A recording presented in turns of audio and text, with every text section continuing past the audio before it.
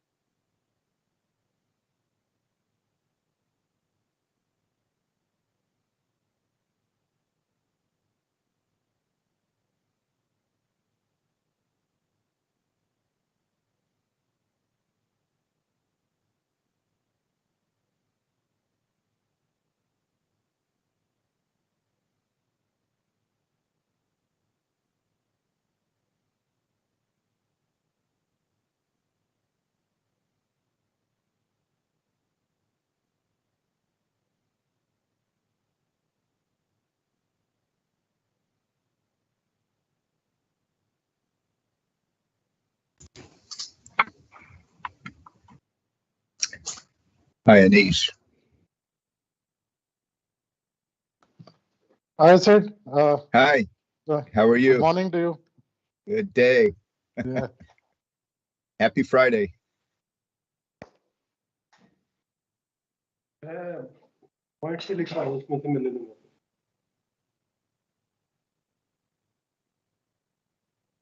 everyone.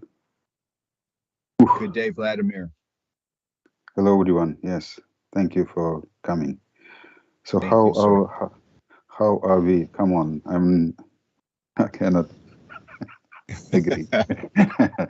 Okay, yeah, there is another Vladimir who is a sir. All right. Okay, so how are you doing in terms of participation? Hi, Vladimir. Hello, everyone. Hi, Srinivas. Hello. Hi, Srinivas. Alexandrine, Anish. Great. So so who are we going to have on the panel? What do you think? So what Dr. Ravichandran is not going to be able to join, correct? Yes, that's right, Vladimir. He's sick. Mm-hmm. And Khurshad Alarm apparently is also out of the loop. Yes. Okay. And Ben isn't going to join. Yeah, and you're speaking. I'll present. Yes. Thank you for this. Yeah, no problem, Vladimir. I changed that session on his behalf, so yeah, no problem. Okay. That's great. Raleigh is here. Good. Yes. Hello. Can you hear me? Okay. Yep. Not okay. Excellent. Good. Hello, everyone. Hi, Raleigh. Hi, Raleigh. Anish, I sent you a copy of my presentation just a few minutes ago, just in case there's any issues with sharing. Yeah, definitely. I got it. Let me know if I need to present this. Okay. And can you tell me, I haven't shared a presentation yet during this meeting. How do I do that? Yeah. Do you see up arrow in right side? Yes. You are using Mac or Windows? I'm using Mac and I'm using the Chrome interface, but I do see the up arrow. Yeah. So if you click on that, you will get a share tray, and then you can click on the share entire screen. Great. So whatever is there on your screen, it will Be present. shared. Great. Yeah. Okay. Thank you. So we have 4 speakers here. So is it correct? Can I count on your presence until the end of the session? Yes. Yes. Thank you. Raleigh. Yes. Good morning, and, Vladimir. Good morning. Good afternoon, everybody. Good morning. afternoon. Good morning, Charlie. Good to have you. And Vladimir, Marisa, I think you say you are pressed for time, but the way you have written this, how this panel discussion should go, I must compliment you and hats off to you. It's so well written, thank you so much. Excellent. Thank you so much. Excellent. You always supported me. I know. That's great. I support the good cause. Thank you. Good morning, Vladimir. Ken Findley here. I'm just wanted to find out if I'm in the right place, if I need to be in here via the speaker's lounge or whether I need to be in the auditorium. You couldn't be in the better place, actually, Ken. Thank you. That's fine. I just wanted to check that I wasn't gate crashing at the session. Thank you. Can I ask you a question? Sorry, a bit, how do you pronounce your family name? Findley. Findley. Okay, that's what I expected. Yeah. But yeah. Thank you. Because people say Ryabina in French, Ryabinin in Russian, Ryabinin, and so so it's not a dull question. All right. Yeah. So Vladimir, a lot of people struggle with it, and yeah. Anyway, thank you. Yeah.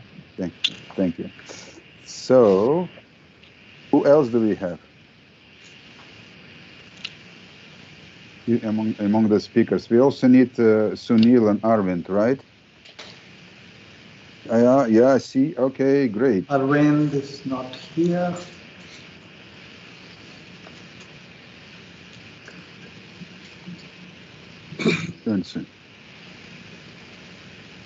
So just once again, I wish to say that, I will introduce very briefly the scope and the process, and then I will introduce the 7 panelists before the speakers, so we just remain as a team, and then I will give the floor to the panelists. Then we will have a little question session to these presenters from the panelists, and then we are going to have a discussion by the panelists, and then a little conclusion. That's how it should unroll. Thanks to everyone for joining. So what's the time? It's the time. Actually, I have a church. It's ringing now. So Yeah, it's time now. Let's start. Yeah, shall we start? yeah, I think we can. So I'll just, so we'll begin now. So we are also going live on YouTube and also on the Facebook. And this meeting is also being recorded. So that's an announcement. So good morning, good afternoon, and good evening to all the distinguished scientists, panelists, and the speakers for this session. This is the panel discussion on contribution to ocean, United Nations Decade of Ocean Science for Sustainable Development. And this session will be moderated by Dr. Vladimir, who is an Executive Secretary of IOC and Assistant Director General of UNESCO. He is also a co-chair of IOE too. So now I just hand over the floor to Dr. Vladimir. Dear Anish, many thanks for organizing this session, and also with other organizers. And also, I would like to thank India. I would like to say to thank IIOSC, Indian National Center for Ocean Information Services for being the wonderful host of that session. And this session is important, I think, because of the following. During this week, we have been having, I think, a massive parade of different elements of science in different, I would say, dimensions of that science. The science is disciplinary, interdisciplinary, transdisciplinary. But, we live in the world that requires the help of science in order to address the issues of sustainable development. And, the Indian Ocean is complex. It requires scientific support. It has a lot of issues. It has a lot of population on the coast and also inside the ocean. And with that, I think it's very important that we try to imagine what we can do in order to capitalize on the science that already exists and turn this into real help to humanity, particularly in the region. Also, realizing that at the beginning of this conference, it was clearly stated that the Indian Ocean is one of the least studied. So today we are going to have a panel that is going to capitalize on the previous discussions, particularly on the 4 previous panels that have been focusing on blue economy, sustainable development, on monsoon and climate variability, on biogeochemistry and ecology, and also on the value chain that we're trying to create from observation through research to services. So different ways of looking at science. And we are going to have first of all, a series of 4 presentations, and then we're going to have interventions by several panelists. So let me first introduce to you the panelists, and then I will introduce one by one the speakers that will be presenting the panel outcomes, and let me then ask the panelists to please switch on your cameras so people could see you. And I will start with the person who already has his camera on, and that is Shailesh, my dear friend. So let me, because this his biography is taking 10 pages. So I just need to find the first important page. So first of all, right now, Shailesh Naik is the director of National Institute of Advanced Studies, and he's also a distinguished scientist in the Ministry of Earth Sciences. And he was secretary to the government of India for the Ministry of Earth Sciences in advance. And he is an expert, I would say, in earth sciences. You know, his work as the secretary was more than relevant for what he had been doing all his life in terms of, for example, satellite imaging, focusing on various projects related to ocean color, fishing zones, all the Earth system science view. He was also the director of the IIOSC from 2006 to 2008, a fellow of Indian Academy of Sciences, multiple awards. You know, the awards actually take several pages, so I will have to skip that. Sorry, Shailesh, for that.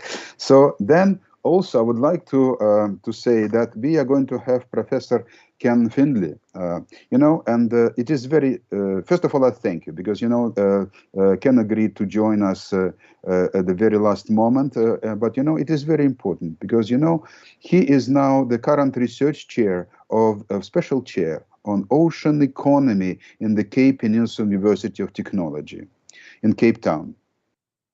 Ken, do you mind maybe opening your camera so people could see you? You know, I'd like to say that, you know, he is a marine biologist, a high-profile marine biologist. But, you know, his recent publications were also focusing on some other areas of work, like maritime special planning, also like marine economy. So, you know, it is very important for us to realize that this is the way to have high-profile scientists now addressing issues of sustainable development. That's why I welcome Ken here with great anticipation for your intervention. So then is Herman Bange with us? Herman, are you there? Yes, I see you there. But you know, if you can also switch on your camera, here. It's great. So Herman works in the research unit focusing on chemical oceanography at the Helmholtz Center for Ocean Research and focusing on trace gas biogeochemistry. Focusing also on open ocean, on the coastal waters, on ocean minimal zones. He is a key contributor to the planning of Second International Ocean Expedition. So, what to say, the hardcore marine biogeochemist. Now we are moving to Professor Sunil Kumar Singh. Sunil, are you there? Sunil, open this camera. You know, very disciplined. Thank you so much. So, Sunil is the director of National Institute of Oceanography. And also previously worked in the Physical Research Laboratory in the Geosciences division, that is a governmental laboratory in India, and focusing on many issues, also, for example, on isotope geochemistry. This is also a key contributor to the many advances in geosciences. I would say isotope chemistry, paleoclimate, paleoceanography, nutrient cycling, and many other things. You know what I have to skip is the multiple awards of the panelists. You know, this is really amazing how that, you know, these people are very well known and recognized for their contribution to science. And also I would like to is Arvind? Oh yes. Arvind is with us. Arvind Singh is the associate professor in that same laboratory that I just mentioned in relation to Sunil, Physical Research Laboratory. He is a well-established, very known scientist, associated with POGA, associated with Scientific Committee on Oceanic Research. He worked in Bermuda, he worked in Bremen, in Germany. And, you know, the strengths are in many domains, including nitrogen cycle, ocean biogeochemistry, stoichiometry, climate change. So, you know, we have a panel that is really capable. And once again, the question to the panel would be how we turn what we know into the help to society, given the complexity, not sufficient knowledge about the Indian Ocean. And the setting part of that discussion is that we are going to now to listen to several presentations on the outcomes of the 4 panels. You know, the conference consisted of many presentations, really many, but there have been 4 panels that were plenary. And as I already said, the program will include reports from the sessions on blue economy and sustainable development. That is, and then also on monsoons, climate, biogeochemistry, ecology, and observations to services. And now I would like to invite, my dear friend, and I'm admirer of that person. That is Srinivas Kumar, who is the Srinivas Tumala Kumar, in full name, and who is the current director of IIOSC. And for him, actually, the list of his professions also takes a couple of pages. So remote sensing, geospatial technologies, disaster risk reduction, marine resource management, coastal zone management, satellite oceanography. So, among many important positions, Srinivas came to that important position as director of IIOSC from IOC. So we worked together, and Srinivas was heading the secretariat of the Intergovernmental Coordination Group for the Indian Ocean Tsunami Warning and Mitigation System. And this work was done really brilliantly. And he was also, prior to the job, the chair of the group for which he then later became the secretary. Now also Srinivas is vice chair of IOC for the Electoral Group 4, that is basically around the Indian Ocean, also co-chair of the World Meteorological Organization IOC Joint Collaborative Board, and also the list of his awards is unfortunately too long to present. So with that, we are, I think, roughly on time. So I would ask Srinivas and all other speakers, there will be 3 more speakers, I will introduce them after Srinivas's talk, to speak maybe, I think, 12, 13, 14 minutes and present the key outcomes of the panels. And the first panel is on sustainable ocean economy, blue economy. People call it differently, but it means more or less the same, and on sustainable development. Srinivas, the floor is yours. Thank you. Thank you, Vladimir. Thank you also for the generous introduction. I'll try to share my screen.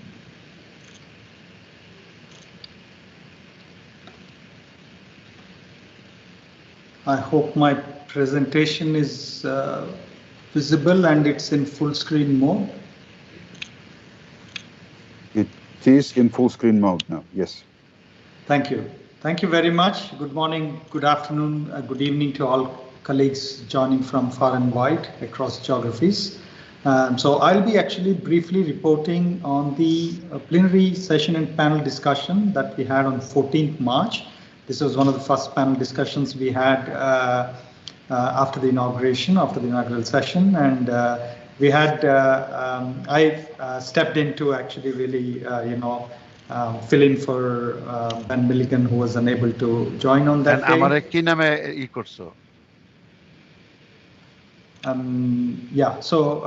We had 4.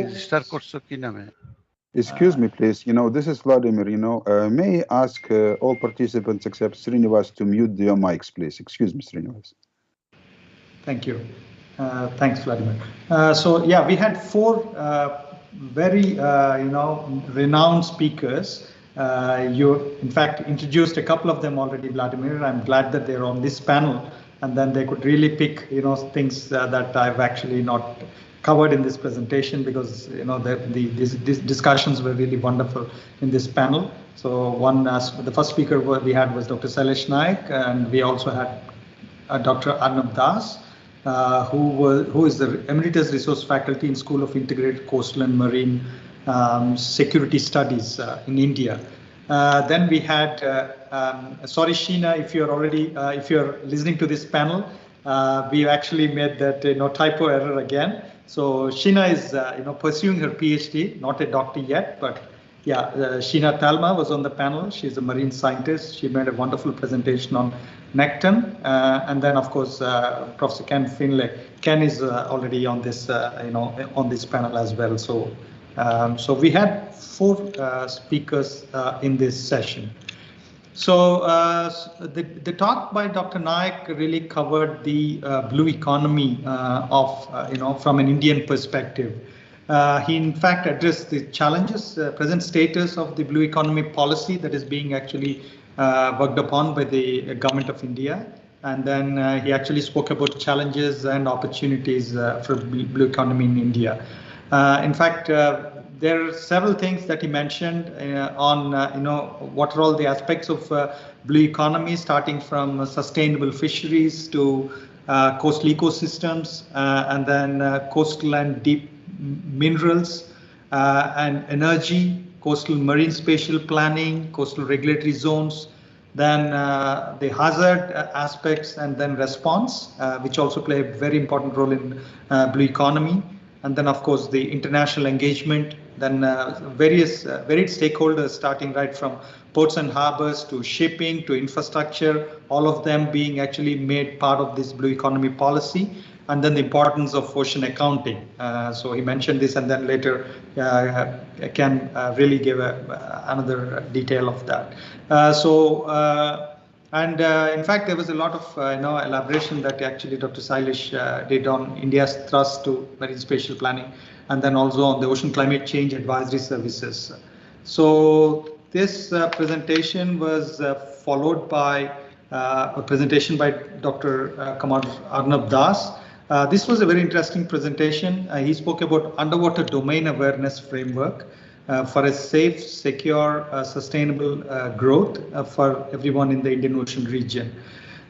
In fact, most of us, when we talk about underwater domain awareness and acoustics, our first thing that comes to our mind is, the strategic kind of importance that marine acoustics play.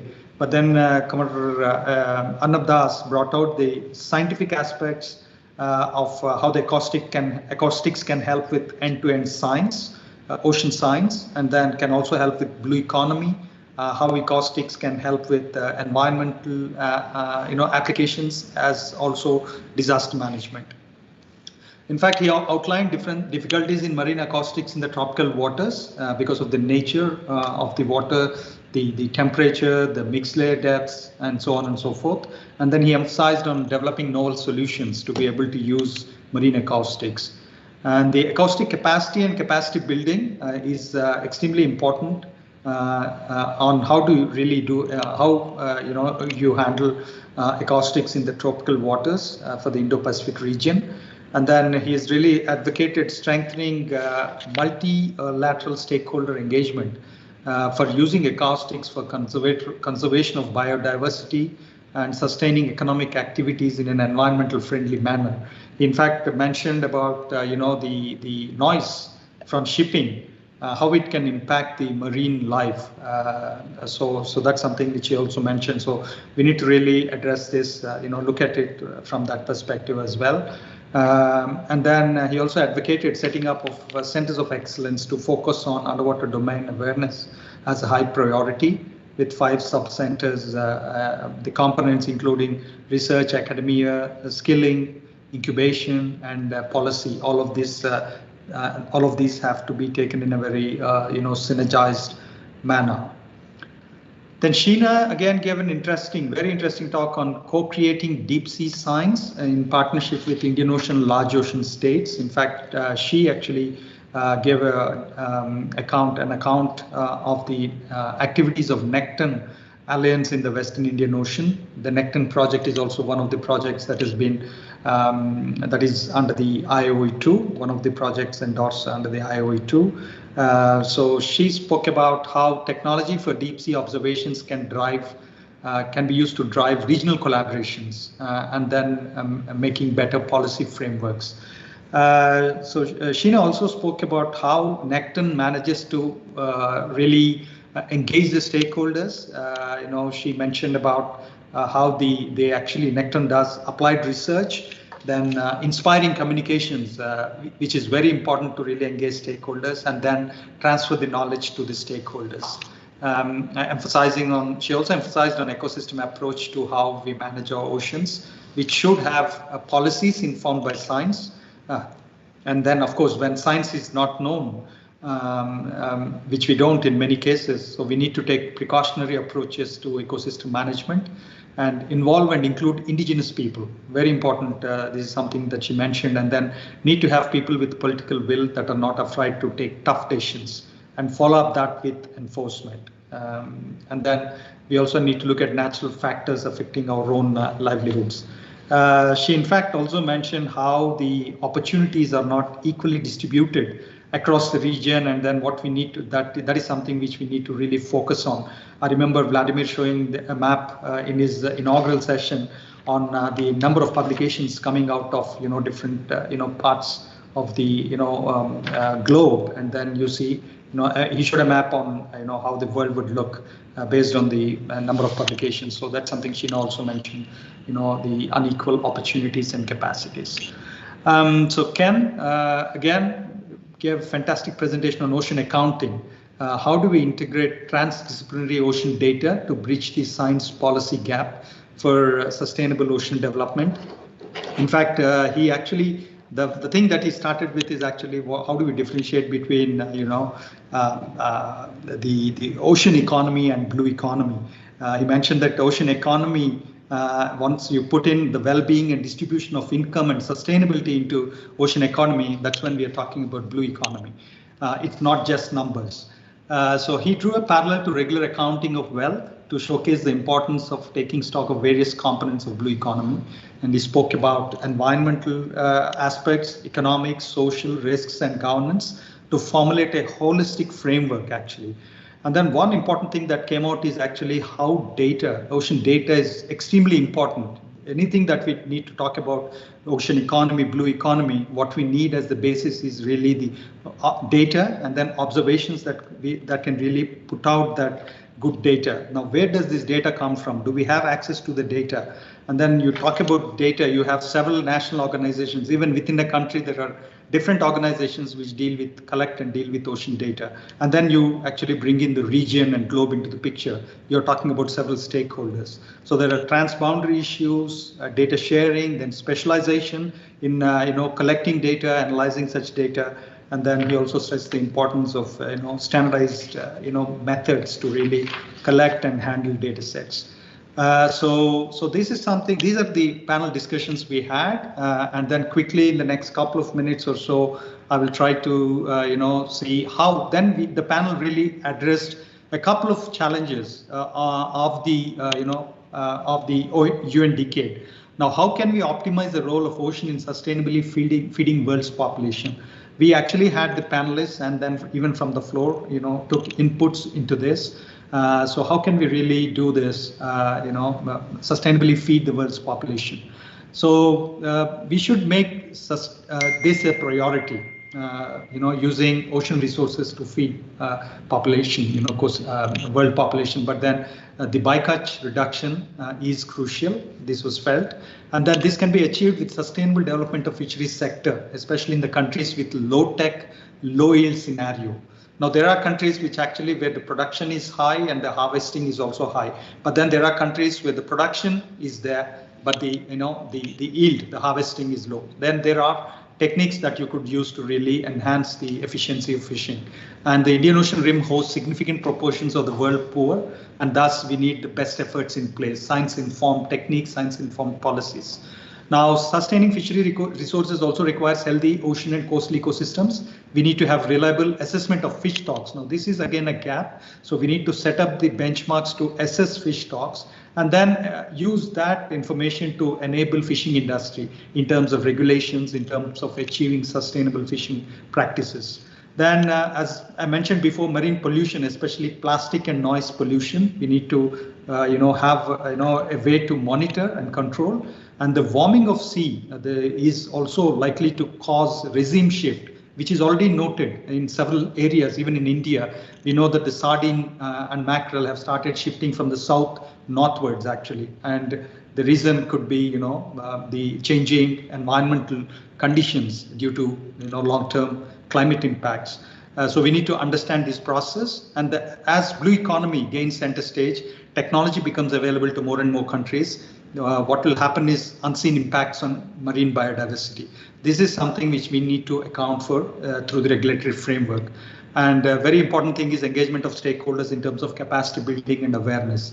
So we need to integrate scientific, social issues for sustainable and sensible exploitation of natural resources. Now, this is my last slide. So what the other question that we addressed from the ocean decade challenges is, what are the probable solutions for equitable and sustainable development of the ocean economy? So because it is everybody's ocean. So this actually will need a very robust ocean accounting system, and we need to work towards this goal. I mentioned this already before. Ken and Dr. Naik will, I'm sure, will actually be able to add more to this. And to do this effectively, very important, again, when we talk about IIOE2 Ocean Decade, ocean observations of all existing technology, we need to strengthen them. And presently, as compared to the proportion of blue economy, the investments that we all together put into ocean observations is very low. So these need to be highlighted to the policymakers, the value chain of these ocean observations to deliver equitable ocean to all of us. This should be highlighted, and then we should justify substantial increases in funding towards observation. I'm sure Sid will talk a bit more about ocean observations and the value chain. And then the success of any framework is difficult without engagement of stakeholders and their accountability. I spoke about this before. Sheena brought about this very clearly. Community participation, stewardship should be at the core of policy for effective trust building. So it is a must to recognize inequalities. There are inequalities. The first step is for us to recognize them, and then follow it up with achievable plans in realistic timeframes to implement solutions. And this has to be done in a transparent way. You know, IIOE2 or Ocean Decade, this is something which we should do. And climate resilience, again, we talk about climate change and then how it is going to impact our resources, so on and so forth. So that's inevitable. So it's a challenge for all the parties of blue economy, so that we understand the impacts of climate change, and then we have mitigation efforts in place, you know, to actually adapt to those impacts. So that's in a nutshell. So we need to have observations, data, we need to have appropriate policy frameworks, we need to have awareness towards sustainable practices, capacity building, and robust integration between scientists and policymakers. So I will leave it there, Vladimir. Thank you everyone for your patience.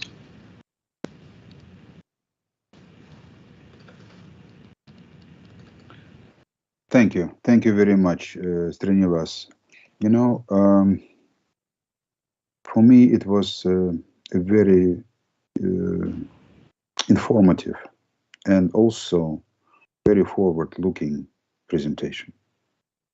You know, we are all scientists, and you know, you presented, I would say, a list of key topics in our thinking.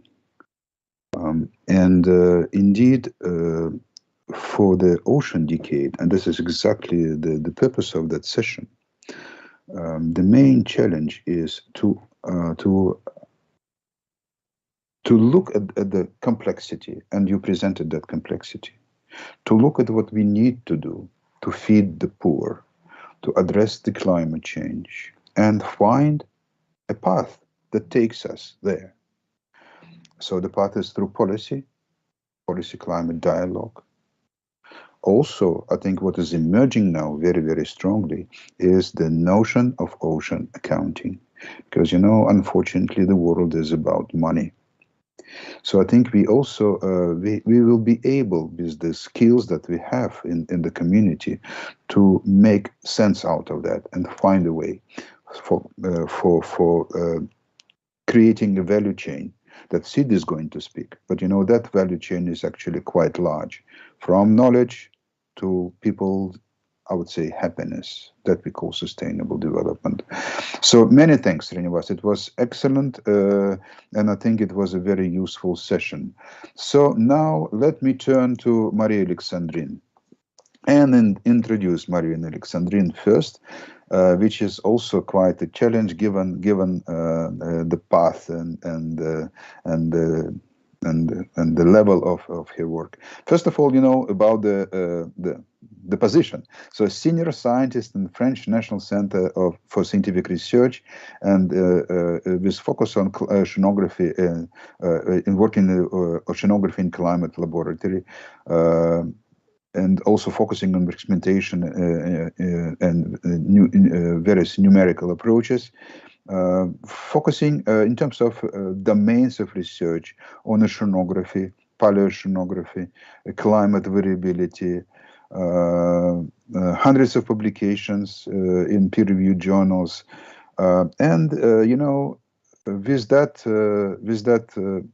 success in science, you know, Alexandrine has become more and more needed in terms of organization of science, and she is also vice chair of IIOSC. She is the SCORE, the Scientific Committee for Oceanic Research president. She was the president from 2016 to 2020. Like me, my partner, co-chair of the Indian Ocean Expedition in 2, also of the steering committee of that expedition. So, you know, this is a manifestation of how scientific success in research turns also into organization of science. And so, Marie-Alexandrine, thank you for being with us, and I will give you the floor also for, say, 12 to 14 minutes to speak about the second topic. The complexity of the Indian Ocean is very unique in the sense that, you know, there is a climate change there, and of course, Indian Ocean is known for the as the, I would say, the cradle of monsoons, and that was the topic of that panel. And could you please present to us the outcomes? Thank you. Thank you, Vladimir, for your kind introduction. I will now try to share my screen.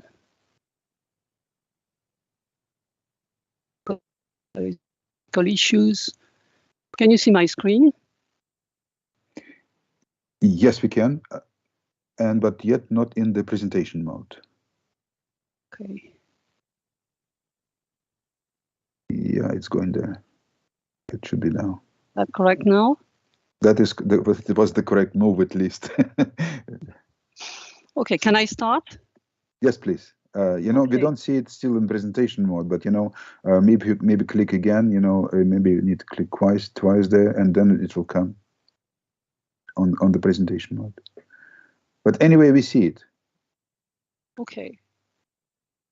On my screen, it's in presentation mode, so I don't see what else I can do. Then please go ahead. It should turn into that. Otherwise, Anish has a PowerPoint presentation also. So at least I see. Okay, so I'll start then. So I will report on the outcomes and summary of the discussion that we had during the plenary session 2 on monsoon and climate variability. We had 4 presentations that were given by Michael McFadden for the first one. He presented some key features of equatorial Indian Ocean circulation. This was followed by a presentation from Dr. Gagdil on the role of the Indian Ocean variability in the Indian Ocean in the variability of the Indian monsoon, excuse me. Then there was a presentation from Roxy Cole on activities of Indus, and finally a presentation from Dr. Krishnan, who presented an overview of the last IPCC report, Working Group 1, with a focus on the Indian Ocean.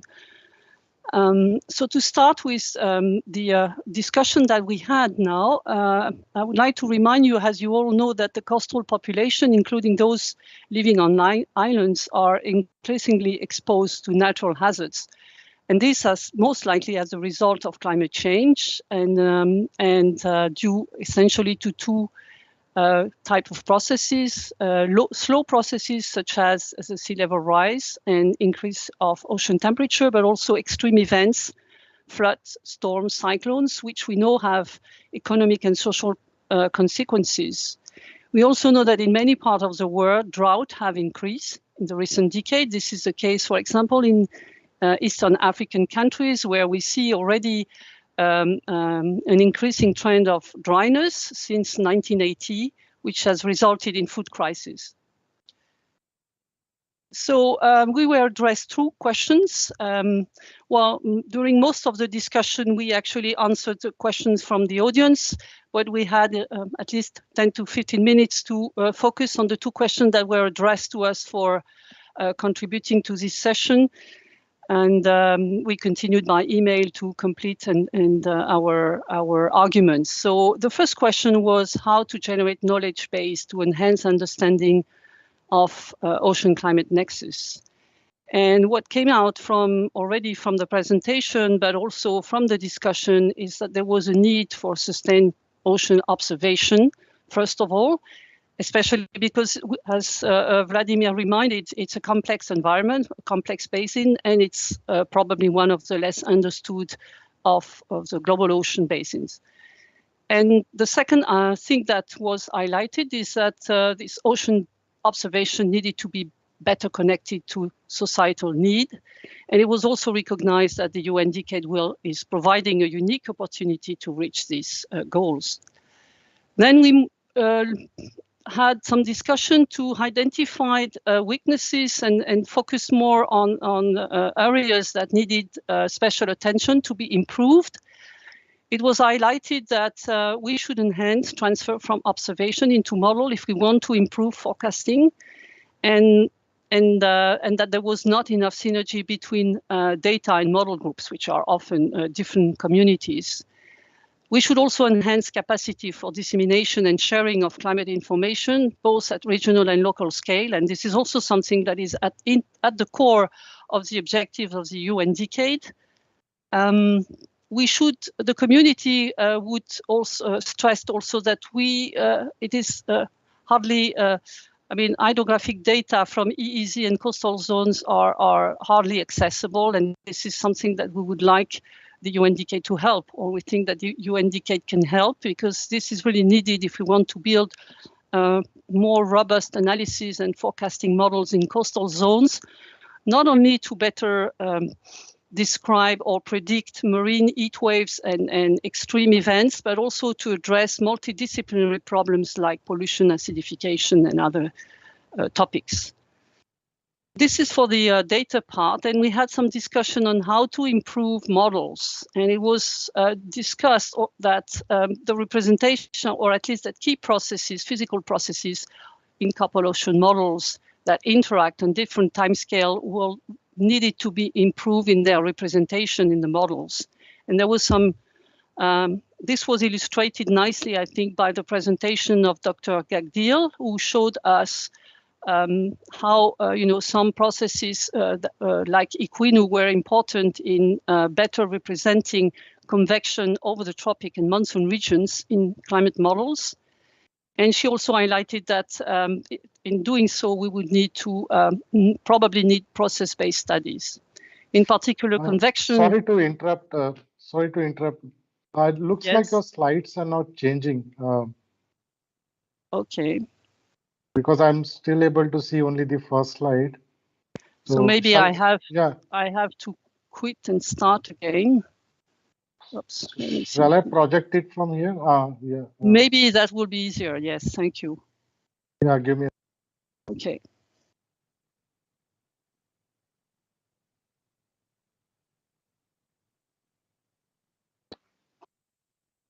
So it's visible? Yes. Can you go backward, please?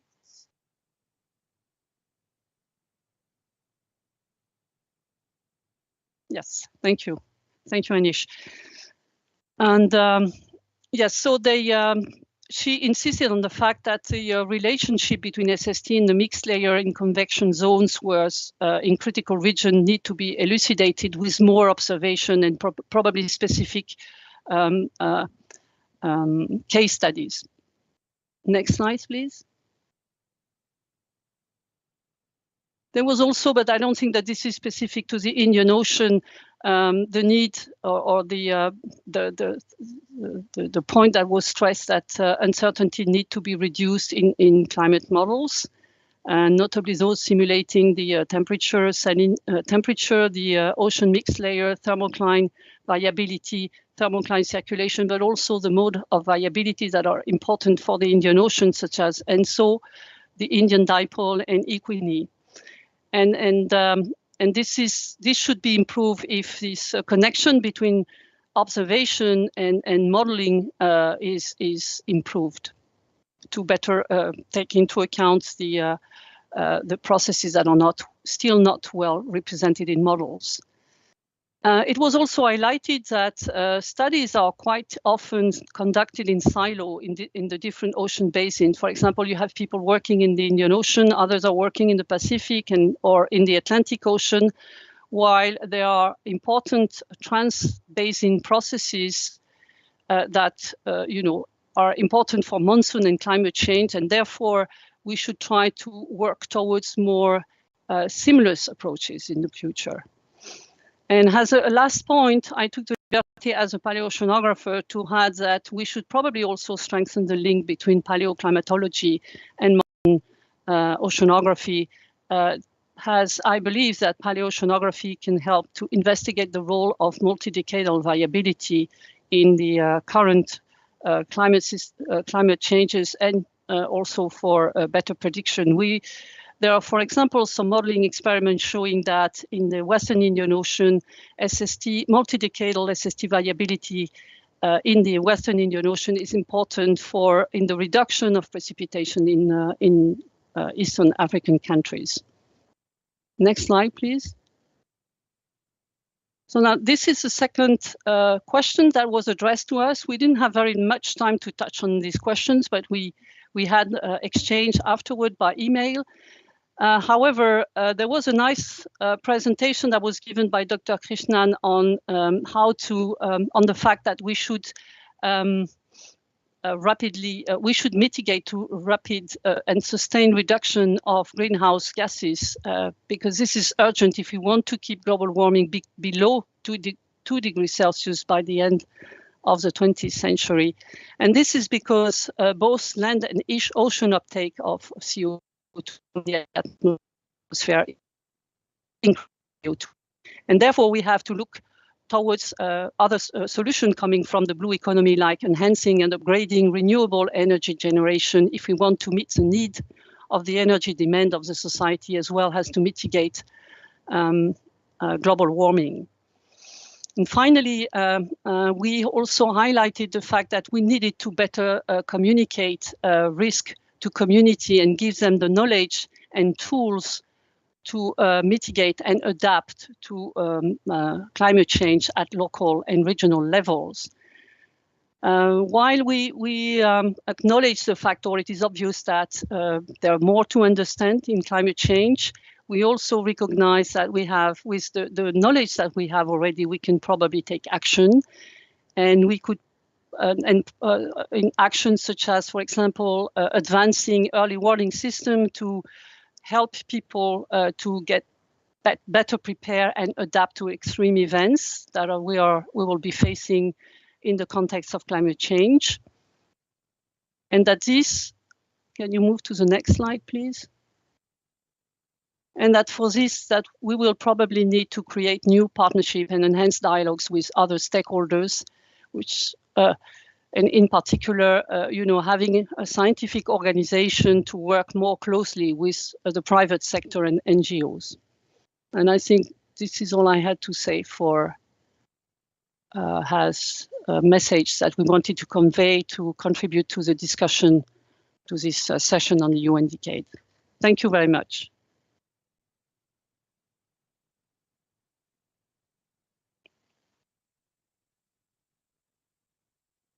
Wonderful. Many thanks, Maria Alexandrine. So I think this was also a very useful session. And I would like to say that indeed, because of my past work for the World Climate Research Program, I feel that the community is now getting more and more prepared to consolidate the work on observations, data, generate reanalysis, and move forward towards climate services. And there are several advances that can be achieved there. We have to fully understand, or better understand, and use the understanding of predictability. some like you mentioned, there are some errors. There are some uncertainties, and large uncertainties are definitely associated with the human behavior. We know, but in terms of carbon emissions, but the whole system can be now consolidated, I think. But what is a question to me is that how many modelers think about national marine accounting? Probably not many. So I think it's very important for us to give a common language to those people who are involved in business, involved in modeling. And I think that language may come from the discussions on how we construct the ocean decade in the region. I think there is a possibility of doing this there. So, that was a view that we had so far on two elements of how we can look at the world from the lens of economy, through the lens of sustainable development, then see how this monsoonal region is behaving and what needs to be done to reflect on climate and monsoons and various types of variability, extreme events in the region. But there is also a dimension of ecology, biogeochemistry. So this, I would like to thank you, Alexandrine, now for that excellent review of discussions of climate and monsoons. And now I would like to invite Raleigh Hood to speak. So Professor Hood is working at the University of Maryland in the Center of Environmental Science, and basically he is one of the gurus in biological oceanography. So I would like to say he is a modeler, and so in that sense, this is basically to some extent for me, and that is my dream, that climate modeling, climate data will then go into ecosystem and ecological models, and then also will have feedback to the climate models. And with that, I think it's very important to engage the community, and this is what Relay is doing on many domains. But he's also the co-chair of CYBER, which is Sustained Indian Ocean Biogeochemistry and Ecosystem, the research associated with the IMBER, research on marine biosphere, and also he is working for the Indian Ocean Global Ocean Observing System. So, again, very, very recognized scientist with a lot of awards, honors, and basically key leader on research on biogeochemistry, and also in relation to the observations. So now we are going to extend the look at the previous panels. The achievements, focusing now on biogeochemistry and ecology. So really, again, from 12 to 14 minutes, something like this, please. But we're going right on time. Thank you. Great. Thank you very much, Vladimir, for that very nice introduction. Let me see if I can get my thing sharing. Are we sharing? Are you seeing my desktop? Not yet. Not yet. Okay. The speed of light is not Let's big try enough. it again. Hang on. Share. Let's try entire screen. Okay, let's try that. Anything? No, not yet. Well, Anish, maybe we need to have you present my presentation as well. There Wonderful, we go. Anish. Thank you. Okay, great. Okay, so in my presentation today, I took a little bit different tack on addressing the UN decade goals, a much broader and perhaps a more scientifically focused approach. And what I'm going to do today is present some results from the panel, but also from some of the session presentations that were directly relevant to the UN decade goals. And I'll just remind folks that our panelists for our panel were Dr. Sunil Singh, who's part of this panel today, also Dr. Greg Cowie, Dr. Mar Benavides, and Dr. Amal Jayakumar. But I'm also going to include in this presentation some results from some of the presentations that in our session that I thought were particularly relevant to the UN decade goals. And those are presentations by Zohair Lakar et al., Sharon et al., Matthew et al., and Schmidt et al. So let's go ahead and go to the next slide. And what I've done here is broken my talk down into two broad categories of scientific progress toward progress that's going to help us meet those goals, and some of the challenges we face that are going to be problems for us in meeting those goals. And so in terms of the progress, I'm going to touch on a little bit on geotraces, some of Sunil Singh's work, regional physical biogeochemical modeling, Zohair Lakar's work, genomics by Mar Benavides, and a couple of talks on biogeochemical Argo. And then I'm going to talk about some of the challenges, which include global physical biogeochemical modeling, and also some challenges we face with understanding the nitrogen cycle in the Indian Ocean, and also the carbon cycle in the Indian Ocean. So let's go to the next slide. Okay, and so one of the things that really came out of, has come out of my observations of the Geotraces program over the last several years, and in particular Sunil Singh's talk, is that the Geotraces program is absolutely revolutionizing our understanding of trace metal variability, sources and cycling in the Indian Ocean. And I have a couple of examples here where it is leading to a better understanding of iron sources and iron limitation of primary production, as well as particularly relevant to the UN decade anthropogenic pollution sources like lead. And so I guess you can't see my cursor, but the left panels here are from slides showing sources of iron in the Indian Ocean, including from shelf sediments in the upper left in the Arabian Sea, iron sources in oxygen minimum zones through remineralization, as well as hydrothermal sources in the central Indian Ridge, and even remarkably, there's iron sources associated with the Java subduction zone. On the right upper panels, this is showing geotraces data showing lead sources. In the upper panel is the Bay of Bengal, and you can see the lead coming in with fresh water on the far left of the upper section, and in the lower section you can see lead sources in the Western Arabian Sea associated with anthropogenic inputs. Next slide. Next point, regional coupled physical biogeochemical models can now simulate biogeochemical variability in the Indian Ocean with remarkable skill.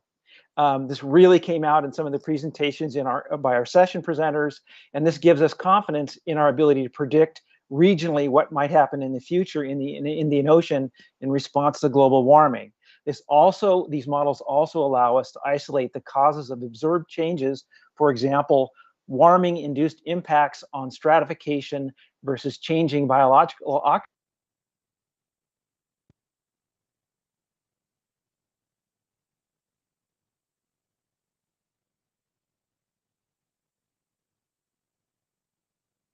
It looks like that really lost connection.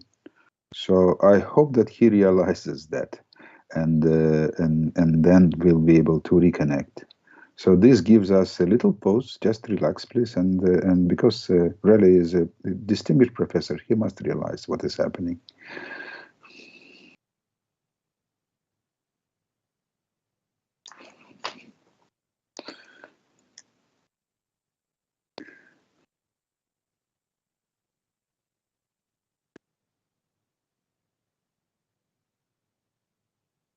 So, and Anish, maybe you can just monitor how he is trying to reconnect. So we'll give him the floor immediately. Okay, okay.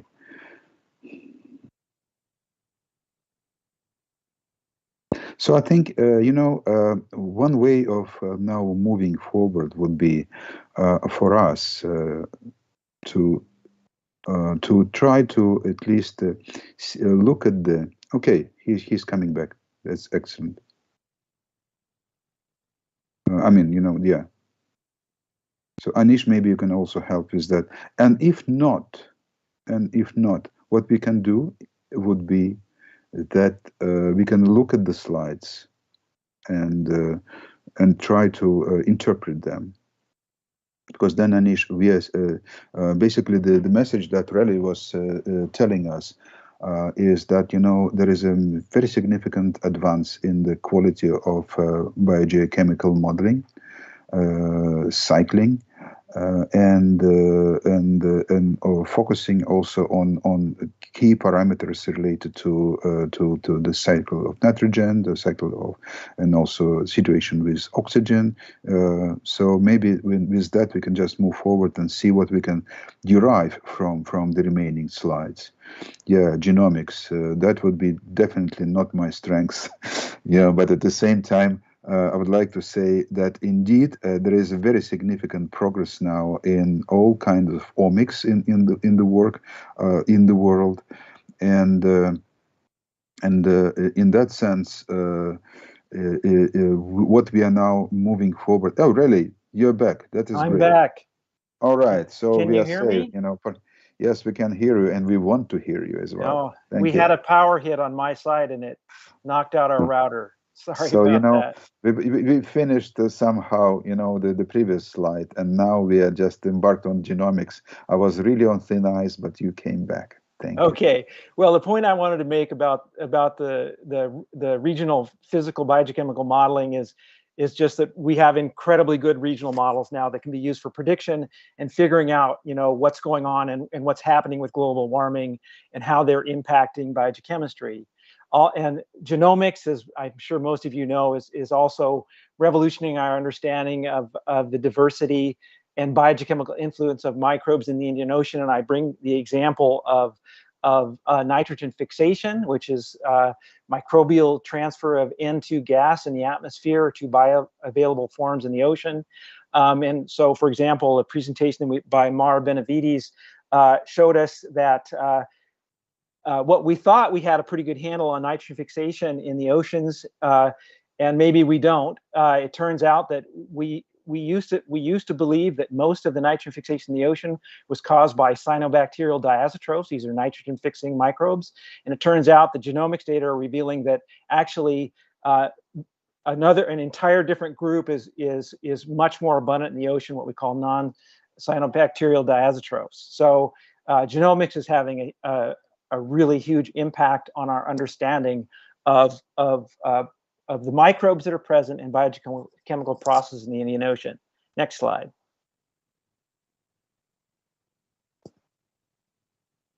Next slide. We there? Can you hear me? Yes, we can hear you, and we are on biogeochemical argo, I think. Oh, okay. Well, my slide isn't advancing, but that's okay. I just want to mention the fact that biogeochemical argo floats that are now being rapidly deployed globally in the Indian Ocean are revolutionizing our understanding of subsurface biogeochemical variability in the Indian Ocean. I show this beautiful example on the left by Sharon et al. Showing time series over multiple years of chlorophyll, light transmission, temperature, and salinity. Another, that's in the Bay of Bengal, another incredible example from the Arabian Sea by Matthew et al., showing for the first time, high resolution observations of the chlorophyll maximum on the top panel there, and also on the lower panel, for the first time, high resolution temporal observations of the oxycline variability. You see that on the lower left. So quite remarkable observations that are really revolutionizing our understanding. Next. Do we have the next slide? I seem to be, they're advancing very slowly for me. Okay, and then to the next one, let's go on to the first challenge slide.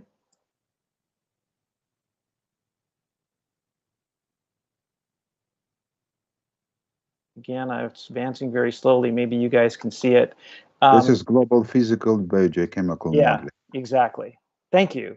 Okay, so One of the big challenges we face in terms of meeting our scientific and UN decade goals is the problem that global coupled physical biogeochemical simulation models have very poor skill in the Indian Ocean, and this gives us low confidence in our ability to use these models to predict what might happen in the future in the Indian Ocean due to global warming. We need to fix these models. We need to improve them. And this is just an example from Henrique Schmidt's talk showing on the left the observed oxygen minimum zone distributions in the northern Indian Ocean versus CMIP5 simulated distributions, which are, as you can see, very bad. And on the right, you can see that most of these models simulate oxygen profiles very poorly, and this low skill appears to be related to a large extent to poor simulation of ventilation. Next. Coming back to the nitrogen cycle, I just want to make the point that our understanding of the nitrogen budget and the nitrogen cycle is fairly shaky in the Indian Ocean, and that is in large part due to our lack of understanding of the impact and the importance of nitrogen fixation in the Indian Ocean. Nitrogen fixation is a very important supply term in the oceanic and Indian Ocean nitrogen budget. On the left side, you can see the number of observations of these microbes that we have in the Indian Ocean are very small, very limited compared to other oceans, and the number of rate measurements, nitrogen fixation rate measurements, are also very limited.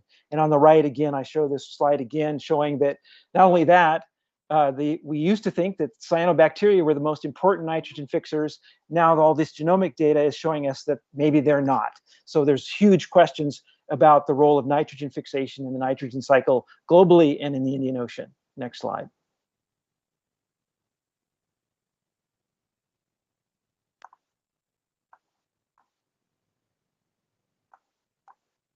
I'm not seeing it yet. There it is.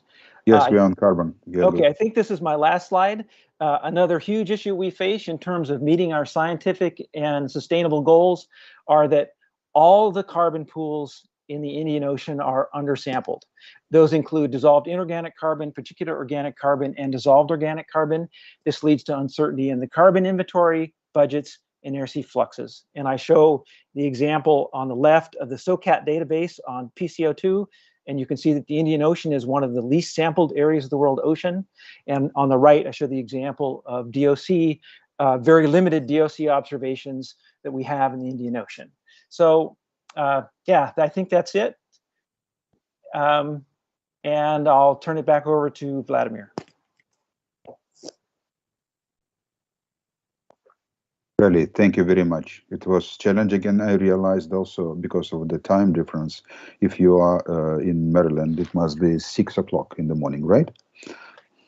Actually not. I'm actually on sabbatical leave in Thailand, so it's not so bad. Okay, so not so bad then. Good. All right. So, let us again, in retrospective, look at the 3 presentations. Look at what we need to do in terms of blue economy, helping people in the face of climate change and monsoonal variability. And then we see that there is a lot of technological development in those areas. But the future depends on the carbon sink of the ocean. And, we realize that the Indian Ocean requires a breakthrough in many types of observations, focusing also on biogeochemistry. And IOC actually made it possible to exchange biogeochemical data using Argos. So there is some political decision of governments. So I think, and also this shows that, our understanding of the full trophical chain going from I would say, some molecules to whales, is really now moving forward. And this is the area of discoveries. We fully, I think, now can anticipate that there will be discoveries in the cycling of many elements, and that we have to have that holistic picture that will be also in the future informing climate negotiations and things like this. And once again, this is something that needs to be looked in holistic sense, in the complexity. And I think now we have, at least there will be an attempt to bring together many things And this is because we need to think about our science as something that generates a value chain. And a super challenge will be now given to the Dr. Seed Thurston, who works for NOAA, who has a fantastic career working in different sectors. And he is, like me, also an engineer. So it's up to us engineers to create that assembly line that really works. So, you know, and so he used to work in Japan. Now he is a core, I would say, element of National Oceanic and Atmospheric Administration. Worked with the Data Buoy Cooperation Panel, worked in Clever. So this is an engineer that can, I think, make that value chain from observations to services. So Sid, the floor is yours. 12 to 14 minutes, and we are ready for the breakthrough. Thank you. Excellent. Thank you so much, Vladimir. And it takes an engineer to know an engineer. Anish, could you please bring up my screen? Good day, everybody. Happy weekend. Happy Friday. If you could please bring up the presentation, Anish. So I am Sid Thurston. I'm the vice chair of the WMO Standing Committee for Earth System Observations, and I'm also chair of the Indian Ocean Resource Forum, Indian Ocean Observing System Resource Forum. And our plenary session yesterday was Ocean Value Chain Observations to Services. So let me take just a few minutes to describe what an ocean value chain is, and of course the importance of providing services from this infrastructure. Next, please. This was our illustrious panel. We had Secretary Rajivan talking about monsoons, Dr. Dul Mahamad talking about the Southeast Madagascar blooms, Juliet Hermes was talking about the Agulhas Current, and then Satish Shenoy was talking really about the vast infrastructure that is in place in the Indian Ocean and the services that are currently being provided. The Indian Ocean has come a long way since we all met in Mauritius 20 years ago. This is our 20th anniversary of signing the Indian Ocean Global Ocean Observing System, the Goose MOU. I had the real privilege of being in Mauritius 20 years ago and actually signing the MOU for NOAA's Office of Global Programs. But we've come a long way, and we're really excited about being able to contribute, we feel, significantly to the UN decade. Next, please, Anish.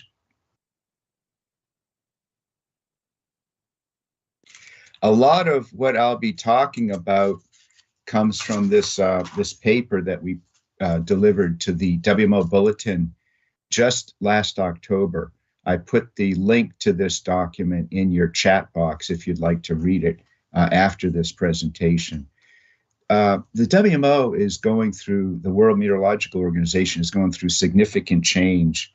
Right now, they've approved the Global Basic Observing Network, the Systematic Observations Funding Facility, known as SOF. This is to provide funding to least developing countries and small island developing states to actually have observations. And then also there was a unified data policy that was adopted. This was the new data policy for the WMO. The last time this was adopted was 30 years ago, before internet. So things are changing. This is a very exciting time to be doing what we're doing. Next, please, Anish. This is a WMO informational brief. This captures some of the economic benefits to various economic sectors due to improved numerical weather predictions. So this is just looking at weather forecasting improved by observations and how these various economic sectors will benefit. This is global, but you can see agriculture would benefit by a $32 billion improvement, disaster risk management, construction, water supply, transportation, energy. These are the economic sectors that could derive benefit from increased and improved weather forecasting. Next, please. So this is the Global Basic Observing Network I did mention earlier in my presentation. This is a major initiative for the WMO. You can see here the left picture shows the current status of the observations for the National Met Hydrological Services. And you can see a lot of brown. You don't need to know the color details, but the goal is to turn all those stations green. And that's going to happen in the next several years via the WMO Global Basic Observing Network. My job, I really am pleased to serve with Srinivas on this joint collaborative board between the WMO and the IOC. My job is to make sure that the oceans figure prominently into this Global Basic Observing Network. We are having discussions now on the expansion of GBON into other domains, and I'm taking every opportunity to make sure oceans get into this discussion. Of course, when you talk about surface observations, the ocean covers 74% of the Earth's surface. So it's a rather compelling case to make that ocean observations need to become part and integrated into GBON. We are making progress. You can see some of the ocean observations on the bottom of this slide that are mature. They have a long track record, and they have huge impact on numerical weather prediction. And the data are shared in real time. Surface drifting buoys providing sea level pressure, sea surface temperature. You can see volunteer observing ships, upper ocean salinity data from Argo floats mentioned earlier presentations, and then surface meteorology. But this is the Global Basic Observing Network. Next, please. So this is really what we're talking about when we talk about observations to services. You can see the Earth system observations on the left, the ocean, atmosphere, land, cryosphere observations, taking these observations, getting the data, assimilating the data into models, into predictions, and then providing useful forecasts, useful services and products for the end users. Early warning saves lives and protects livelihoods. Some of the users could be the agricultural community, water resource managers, disaster risk reduction, and energy sectors. And this is a feedback loop. We are constantly revising the observations we are taking to make sure that we're getting the right data for the models to get the information to the end users in a format that they can use to make decisions. Next, please. I started with NOAA 95, so 27 years ago, and it's the landscape has changed dramatically. Now we have uncrewed systems, sail drone, Argo, the drifting buoys. We have real-time data. We have the cloud data system. The whole landscape has changed significantly, and it's a very exciting time to be doing Earth system observations for the benefit of society.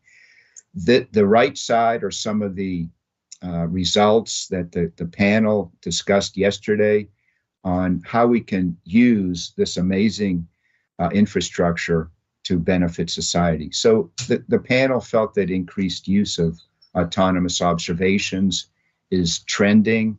It's going to be significant in the future. Fisheries gliders to observe Southeast Madagascar bloom, and enhanced moored buoys with BGC sensors. And for the Indian Ocean, I think this is something we need to pivot, and we need to have this serious discussion on how we could get BGC sensors onto the Rama, Indian Ocean Rama moorings, and also some ocean acidification sensors. Next, please. Vladimir knows this very well. This is the Global Ocean Observing System.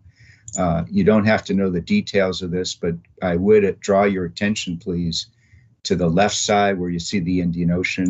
We do have a lot of observations in the Indian Ocean. And Goose has been reliable and producing ocean data for 30 years. I think that's something that people don't necessarily immediately recognize, that Goose has a very long and rich track record of delivering ocean data. Next, please. So drilling down into that previous slide, these are the 12 primary Goose networks. And we've looked at this, we've crosswalked this to see how they could benefit the WMO and numerical weather prediction, and also the ocean or also the climate reanalysis. Those are the two main goals of GBON. So for example, I manage the second row here for NOAA, the drifting and polar buoys. They have relevance to climate, extreme weather events, and also weather forecast. I also manage the third row for NOAA, the Global Tropical Moor Buoy Array Program, similar for climate, extreme events, and weather forecast. Next, please. Now we're going to move to the Indian Ocean. And as I said before, we've come a long way in 20 years. Let's just scroll through this, Anish. Certainly the Indian Ocean, as Vladimir correctly said, is the cradle of monsoons. Next, please, Anish. The Madden-Julian Oscillation propagates from the Western Indian Ocean. It actually starts in the Western Indian Ocean, propagates over the maritime continent, Indonesia, across the tropical Pacific, and it actually impacts North America. If I want to know what the weather forecast is going to be 2 weeks from now, where I am now in Washington, D.C., the MJO figures very, very significantly into those forecasts. Next, please. Tropical storms. We'll just scroll through these quickly, Anish, please. Next. Indian Ocean Dipole, again, global impacts. Ningaloo Niños off of Western Australia, decadal Indian Ocean basin mode. And these are the trends in temperature we're seeing in the Indian Ocean. Next, please. Just to look a little bit more closely on the Madden-Julian Oscillation, this is known as the MJO. Next, please. The Genesis region is in the Seychelles-Chagos thermocline ridge region in the Western Indian Ocean, where we do have Rama moorings, and NOAA has actually increased the vertical resolution to capture the diurnal cycle. We really want to get a handle on the genesis of the MJO. It propagates across the Indo-Pacific maritime continent. Next, please. And it influences ENSO as well, which has global impacts. But you can see some of the impacts of the MJO. Droughts, floods, tropical cyclones, monsoons, very, very impactful globally. Next, please. So the point is, what happens in the Indian Ocean doesn't stay in the Indian Ocean. It has global teleconnections and huge impacts. Next, please. So this is the progress we've made, and I'm very proud of this. I've been working a long time with this with my dear colleagues from India's Ministry of Earth Sciences and Indonesia colleagues in the whole Indian Ocean Rim Basin. And we have definitely come a long way in 20 years, and we feel we have a lot to contribute to the UN decade. This is the Indian Ocean Observing System. You can see the Rama moorings, Argo floats. We did get the NOAA ship Ronald H. Brown into the Indian Ocean in 2018, and some of the drifting buoys. Next, please. This is a new partnership between NOAA and India's National Center for Ocean Information Services. These are the Rama and Omni moorings. And INCOIS is just doing a fantastic job on delivering these data. They've established a joint Omni, Rama, joint data portal with those parameters on the right side there, the temperature, salinity, vertical profiles, 3D wave parameters, and surface met, such as winds, humidity, pressure, Central Indian Ocean, Bay of Bengal, the Eastern Indian Ocean, and the Arabian Sea. So we have the infrastructure in place. Next, please. This is the co-design. This came out of the Global Ocean Observation System, the Goose, Observations Coordination Group, the OCG, and it's basically the WMO and the IOC working side by side for specific exemplars. You can see on the left, the exemplar projects would include hurricane intensity forecasting, carbon accounting. These are just examples of what exemplars would be, but you have to have a specific goal in mind. And then you work up the value chain. You can see in the middle panel there, the observations, the data, the predictions, the research for operational services, as well as assessments and in policy guidance. NOAA is doing this. You can see we're using this co-design concept to try to improve hurricane intensity forecasting. You can see this is Hurricane Isaias off the east coast of the United States. And we are going in with our Hurricane Hunter aircraft. You see on the right, we're dropping and deploying in situ ocean observations to get the upper ocean heat content, sea surface temperature, and sea level pressure to improve hurricane intensity forecasting, one of many exemplars through this co-design process. Next, please. So in conclusion, these are the key lessons learned from our plenary panel discussion yesterday on observations to services. You can see on the left, I tried to crosswalk the ocean decade themes 1 through 7 with key conclusions that we came up with. Data and information is essential for enabling marine policy, governance, sustainable development, and supporting the blue economy growth and scientific innovation.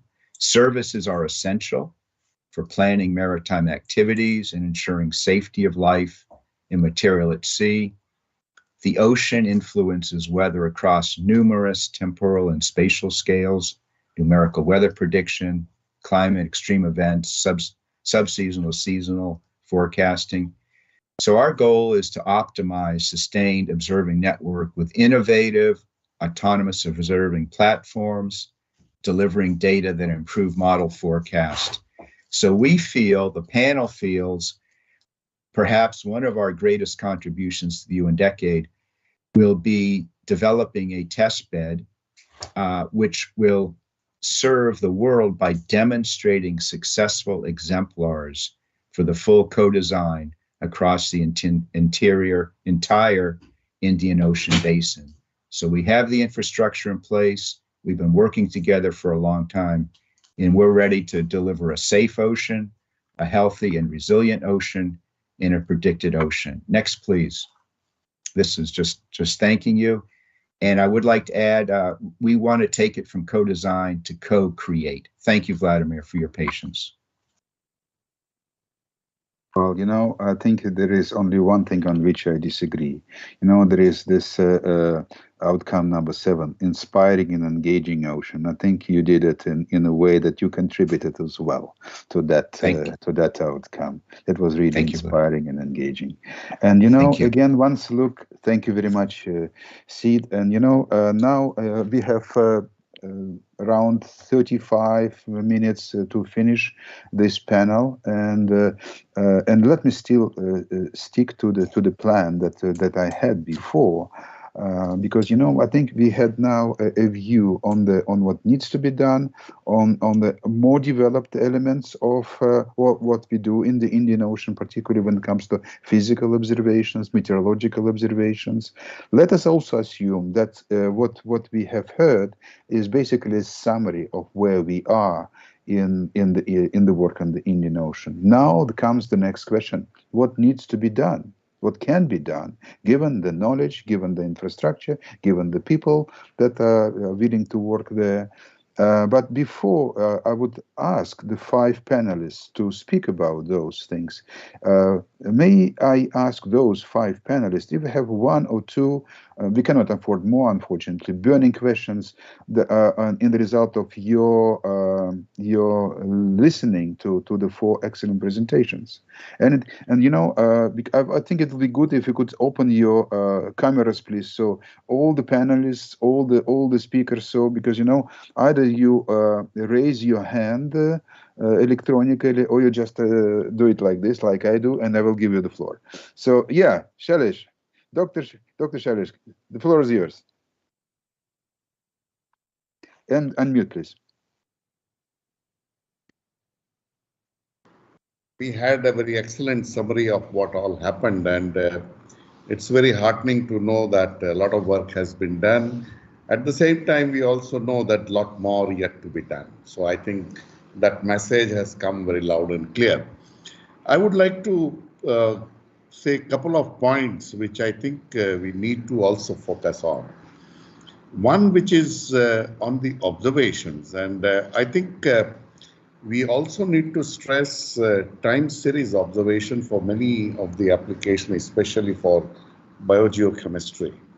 And another thing is, my view is, we all have been using satellite data quite a bit for all the work, but somehow it has not found any mention in this and for that, I think the 2-3 things are very critical. I think the continuity which oceanographers needs or a kind of frequency at what the data is required.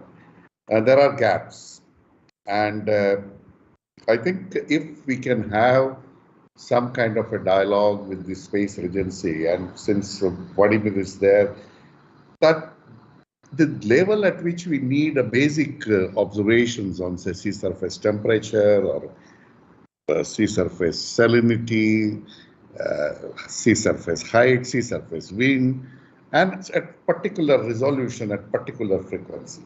These observations are available, but many times, you know, you don't get 4 times in a day if you want to really assimilate into the models. I think this aspect we need to focus on, in my view.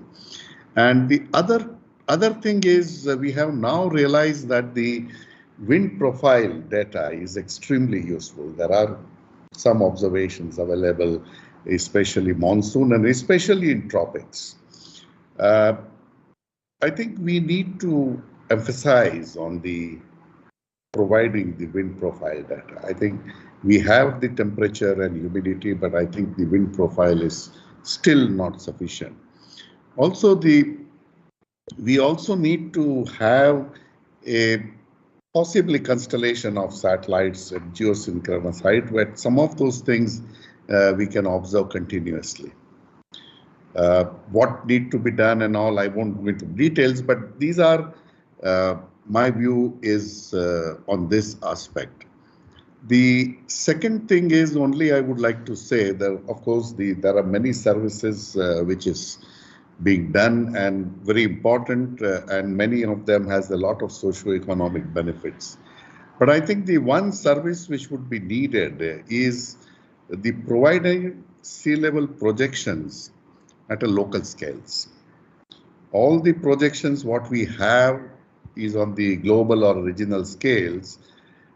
So I'm not able to take any action. You know, if I have to take any action or what I need to do, I need, say, every 100 kilometer or every 150 kilometers or something. We can decide that what level.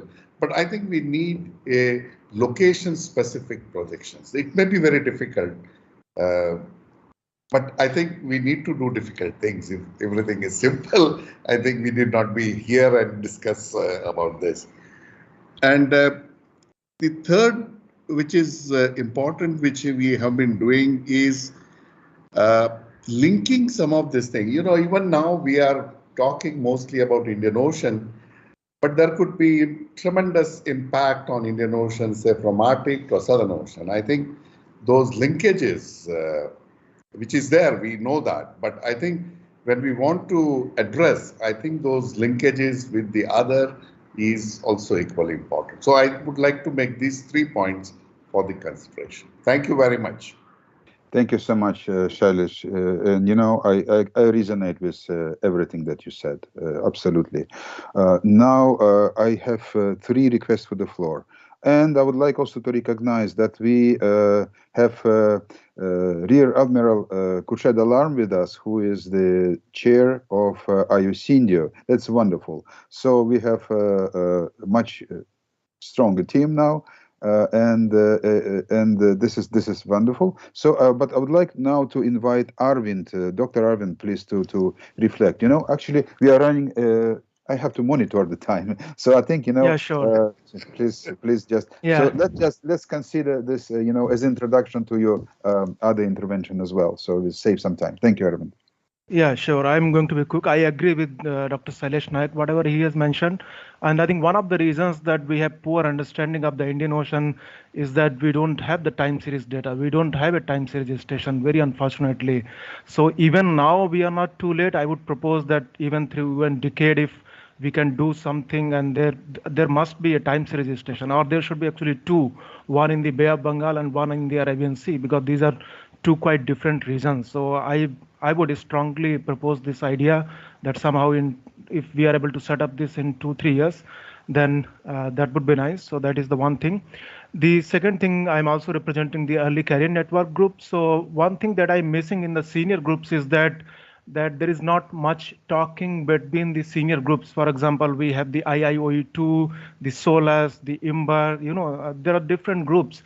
So we can have kind of a fusion activity, invite the different groups. So this comes from the experience that I have in the ECSN of the IIOE2. I was interacting with the EGU, with the SCORE and with other groups. So I learned a lot, and then the quality of knowledge, the quality of science also improved. So if such kind of activities can be brought up in the future, that would be wonderful. And then we need to train the young scientists in the Indian Ocean rim countries. So if in the UN decade we can, for example, we have the provisions in POGO, if such schemes can be bring in to train these scientists in the next 10 years, that would be wonderful. And then one is a philosophical question that comes to me. You know, a lot of time most of us here are fundamental scientists.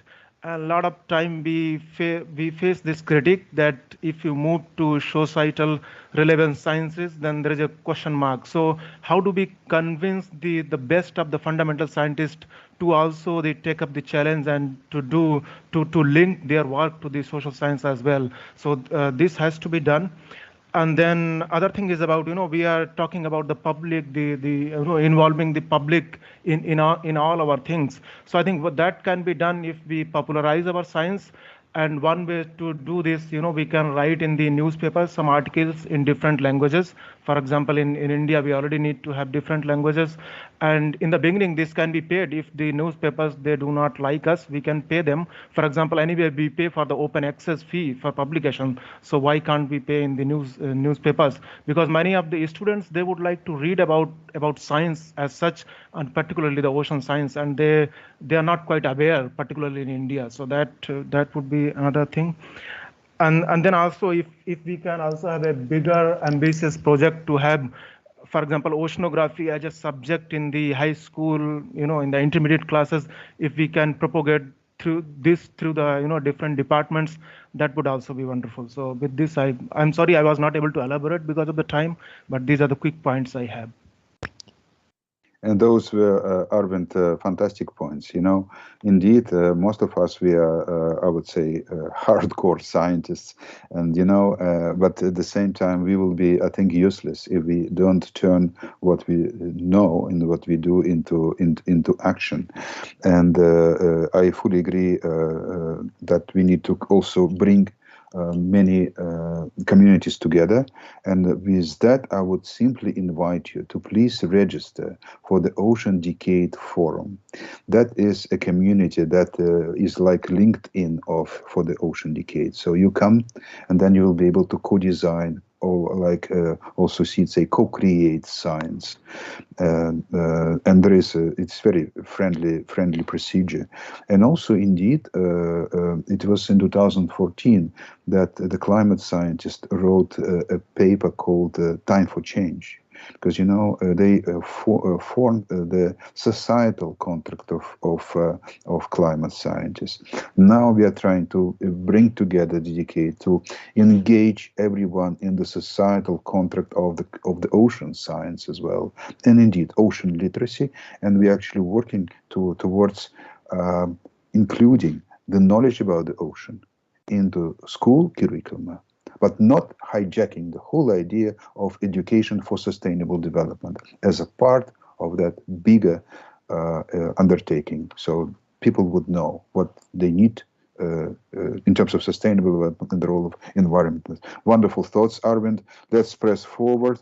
And now I would like to invite Dr. Sunil to reflect. There will be no more questions. I think all reflections. We have just time for reflections, but I think the reflections are precious. Thank you very much. Dr. Sunil, please. Okay, thank you very much, Professor Vladimir. Thank you very much for giving this opportunity. And I would like to begin with, I think whatever other panelists have told, I think they're very much relevant. But I would like to come to the point of biogeochemistry. So we have seen that a lot of work has been done, whether it is macro or micronutrients. But as we have seen in just now concluded some of the talks, that we understand very little about what is happening related to the biology, means how you relating the chemistry to the biology. And when we started doing the genomics and proteomics, I think the whole lot of chemistry is changing.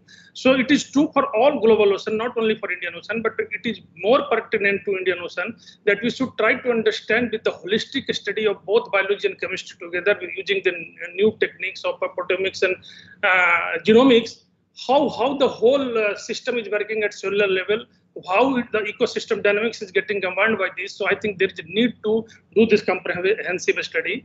And coming back to the very pertinent question of pollution, the second point I would like to make that, how do we understand the sources of pollutants and their potential impacts on human health and ocean ecosystem? So we know that I think because of anthropogenic activity and industrialization activity, or even the closure of river basin, which is happening today because of overconsumption of water, I think the many of the metal pollution or many of the chemical pollution is happening. Even they have been increased 3 to 4 order of magnitude, and they are not only impacting the food web, but also the harmful algal bloom because of this pollution they are increasing. So there is a need to study those things. And related to that, actually, entire northern Indian Ocean is impacted by oxygen minimum zone, particularly Bay of Bengal is, I think, some studies there where people are thinking it is increasing.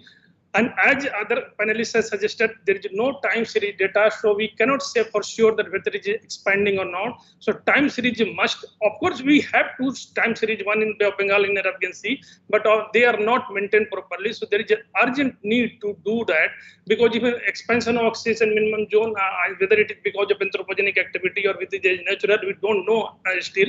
So there is a need to understand, and hence it is very much required to time series data, and time series data will be also required as our Celeste Sahab was telling for sea level study and temperature, whether it is increasing and all. So in this regard, I think I will suggest that a nanosatellite constellation, which is giving a series of data, means continuously monitoring the whole Indian Ocean, will be very much economical and beneficial. So that type of thing also should be considered. So I think I will stop here, and thank you very much. That is wonderful, Sunil. And indeed, I think when you spoke about this, I was thinking about how much larger is the domain of oceanography than what we actually embrace in our observations and our activities. That domain definitely includes all trophic levels, biogeochemistry, and that would be also our contribution to the Earth system science. What I have now in terms of hands up, I have 4 hands, but I think it will be logical for me to now give the floor to Herman, because Herman, you also probably will be reflecting what Sunil was saying in terms of biogeochemistry, the holistic view on the ocean from from that viewpoint, and we'll be able to enrich the discussion in that direction. So Herman, please. Yeah, thank you, Vladimir. And thank you for inviting me to this panel discussion. I mean, all the major points are mentioned already, and I fully agree to all what the previous speaker have brought up. I just want to mention that that's my impression. We really need to have a holistic approach on science and the applied science in the Indian Ocean. We need to bring together the science and the applied science in the Indian Ocean, and for this we need really an integrative, holistic approach. That means we really should go for some kind of a joint international project. For example, having ship campaigns with ships from different nationalities and something like this. And the other point I would like to mention is that, and that was my impression from the presentation given during this conference, that science in the Indian Ocean is mainly focused on the Bay of Bengal and Arabian Sea. So we should not forget about the rest of the Indian Ocean. So there's half of the Indian Ocean is not covered at all properly. So we really need to increase our efforts to go there and to do the measurements in the southern Indian Ocean. And my last point is that we really need to bring in, let's say, less active or less developed countries around the Indian Ocean to join our efforts and to join the measurement and to join the ship campaigns and all this. This is really something we may do within the umbrella of the UNDCATE program.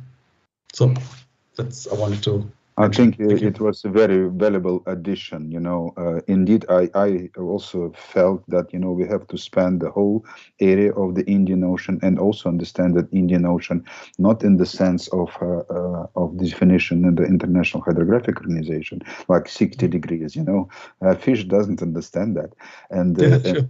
and definitely we need to think to have that view on the Indian Ocean in its totality, with the Southern Ocean, and also in relation to other things. I have now yeah, Herman, you can lower your hand, and then I think it will be logical for me to now recognize Rear Admiral Khurshid Alam, because you know that he is the IOC India chair, and he is now responsible and designing the new IOC India, the regional committee that is now going to be the subcommission of IOC for the whole Indian Ocean.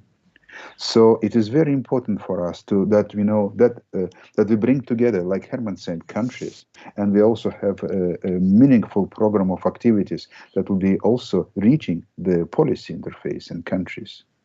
So, Khurshid, the floor is yours now. Please reflect on what you have heard today. Thank you, Vladimir, for recognizing me. I have just arrived from New York, attending the BBNJ conference, which is going on still. I left one day earlier, so I have just arrived 2 hours back. But since then I'm with you. I'm really impressed. You know, I'm a generalist, as you understand. I'm not a scientist, but really there are good things have been done so far in the Indian Ocean, and we would like to congratulate all of you. Along with Vladimir, that you know this should continue. I was just wondering how to connect up, you know, because you see the problem we face in countries like Bangladesh, we are yet to develop our capacity to the extent, as Herman has very rightly pointed out, we need the capacity building. But also, as Arvind Singh has very rightly said, that you know the general mass of the people, the societal needs are also a requirement, and where we are failing in even the schools and colleges, oceanography is much less. But I have two basic maybe question that, you know, according to the FAO, the only 2% of the world food in terms of caloric value comes from the sea, whereas sea is the 71% in the ocean, you know. So how, because food is one of the important requirement of the human being, because by 2015, the people will be, you know, 9 billion, and the food will be a requirement. How do you see, as a scientist, that food production from the in oceans can be probably increased in the long run? And also another one, my friend Kenneth Findley is here. I had been attending his seminar as well on the ocean accounting system, global ocean accounting system, that we do find very difficult to integrate with the national system of accounting plus the ocean accounting system. Does anybody has any suggestion that how should we move into taking into account the gross marine product with the with the overall ocean national accounting system? I will probably stop in that, Vladimir. Thank you very much, and thank you, sir. We are really grateful to all the scientists for doing whatever you have been done so far, and wish you all the best. Many thanks, Kurshad. Actually, I was thinking, who should I give the floor first, to you or to Ken Findley? But I felt that it will be, a fantastic segue to Ken now to have his analysis of where we are. And indeed, according to the high-level panel, it is possible to increase the production of food from the ocean 6 times. And also what is important that there is, I think, indeed a possibility of developing the Institute of National Accounts in which the ocean part is prominent, and this help us to have a holistic view on the whole enterprise. I would say from molecules to money. And the situation in the world is that the gross domestic product from the ocean globally reaches the trillions of US dollars annually. We invest in research, I would say several billions globally, in observations research, and invest also in coordination of research.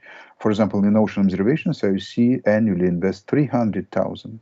So it is trillions, millions, trillions, billions, and then millions. So we under-observe, even under-research the ocean. And why it is so? Because the governments and those who generate money, well, they don't understand how the whole system works. And there is one person who knows the answer to this, and this is Ken Findley.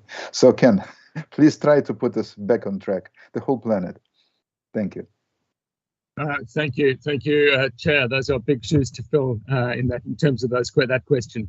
I am somewhat encouraged to hear how often I've heard the terminology of oceans accounts this week, and an area that I find incredibly exciting in the ocean realm because of its holistic nature, because of its integrated approach that crosses so many disciplines.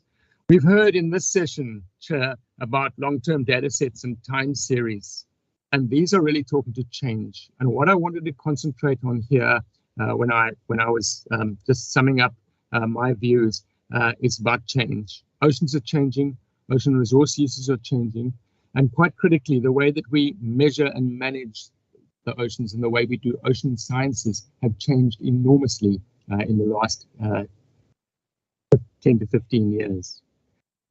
I would argue that it's absolutely critical that we incorporate these changes into ocean governance processes, and this requires informed or evidence-based policy direction in informed policy cycles. And it's absolutely critical that those policy cycles or that those governance processes are informed by evidence or information across environmental or integrated across environmental, social, and economic domains.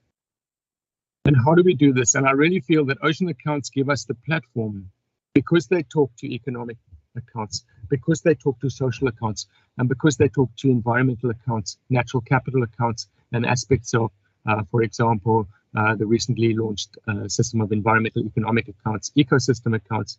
That allows us the integration. It allows us to integrate that information in a holistic approach, in a almost what we've heard about very recently about aspects of totality, and oceans accounts really allow us to do that. And so just to sum up, I think they give us a platform for integration. They give us a platform of incorporation across the board of how we can utilize ocean data, transdisciplinary ocean data from across numerous disciplines in an integrated manner for informed decision-making processes. Thank you, Chair. I'd leave it at that. Many thanks, Ken. So, I think we because we still have 10 minutes, I would like to try to engage your brains again on the planning for how we can transform what we already have in the region with the new understanding of how we can plan the work towards specific ideas for the decade, because decade is the platform for us all. I mean, to transform the science towards solutions. So, just information. We have had two calls for the decade actions. The first call was for all 10 challenges of the decade. The challenges are pollution, ecosystems, the economy, food, climate, disasters, observations, data, capacity development, and human relations with the ocean. So we have now 31 programs for the decade. The second call for the decade actions had the deadline January of this year. And we received 38 ideas for programs, and we soon are going to discuss how they will transform into probably 11 more different programs for the decade. And the focus was on pollution, on ecosystems, and also on climate-ocean nexus. The next call for the decade actions will be focusing on food and ocean economy, and the call will be likely issued on the 15th of April and will be on for the end of June, and the decade will progress like this. So now I think it's what we are dealing with is a very complicated matter. As I said, biogeochemistry, we need to have stoichiometry reflected for all the elements, and with that we have to give a platform and for how we can engage the whole machinery of accounting, of business decision making. What we do in terms of an analysis of carbon of the whole ecosystem is critically important for the critical decision making that the countries are going to make in relation to climate change. So that is a very complex thing, and the human brain basically needs to assimilate all that. That requires a couple of days. And I think we had today a fantastic, food for thought on so many aspects. But I would like to really engage you now in thinking about how we can make sense out of that. Ocean accounting is critically important because it gives us a line of thought. And this is what Ken so eloquently presented. But at the same time, this is also an ethical issue, an issue of equity. And also ocean accounting is able to address this because, at least there are three ways of looking at the value of the ocean and of what it produces. The value of the ocean in terms of the, cost of ecosystems, cost of the ocean, the value of the GDP that is generated, but it is very important to know how this money that is generated in the ocean is distributed. So people, ordinary people, poor people would be able to benefit from that. And for me, I think what is required now is a mapping. Is a mapping of all that wisdom in terms of economy, in terms of knowledge, in terms of observations. And I think if we are able to have quite complicated and sophisticated ways of planning for the future, there is a possibility of doing this also for the ocean, with the help of artificial intelligence and the help of natural intelligence as well. So that is exactly, I think, the take-home message, at least for me. But, I would like to thank everyone participating in this session. And because we have still, I would say, 7 minutes, maybe anything that is burning in your heart now in the result of those discussions. Would you like to say anything that would be contributing? Also, those presenters, the 4 presenters, because you had some reflections on your 4 presentations. So anything that we would like to say now, please.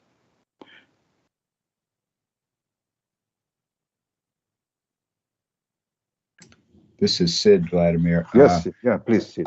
I believe from our perspective, we do have all this real estate in place with the Indian Ocean Observing System. It's mostly physical parameters at this point in time. I think that's probably the next big breakthrough is doing a really rigorous assessment of BGC sensors that could be placed on this existing infrastructure.